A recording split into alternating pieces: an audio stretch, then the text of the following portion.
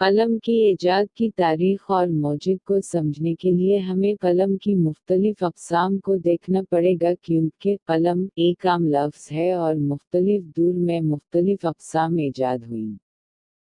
قدیم قلم، قلم روئی یا گھاس سے۔ قدیم انسان لکڑی، گھاس، کانچ یا پرندے کے پر کی مدد سے لکھی ہوئی نشانات بنانے کے لیے استعمال کرتے تھے۔ یہ تقریباً 4000 قبل مسیح کے آس پاس میسوپوٹیمیا اور مصر میں شروع ہوا۔ کانسی یا دھات کے قلم۔ قدیم روم اور مصر میں لوگ دھات یا کانسی کے نوک والے قلم استعمال کرتے تھے، جو زیادہ پائیدار ہوتے تھے۔ انک قلم، فاؤنٹن پین۔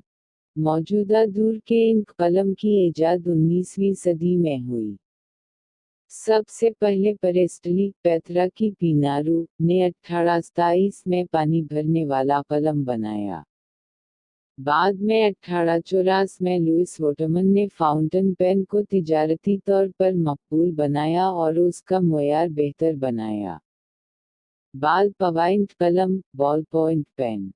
موجودہ عام قلم، یعنی بال پوائنٹ قلم، لازلو بائرو نامی ہنگری کے شخص نے 1938 میں ایجاد کیا۔ خلاصہ: پرانے دور کے قلم، گھاس پر، کانچ یا دھات۔ فاؤنٹین قلم، پیترا کی پینارو 1827 اور لوئس واٹرمن 1884۔ بال پوائنٹ قلم، لازلو بائرو 1938۔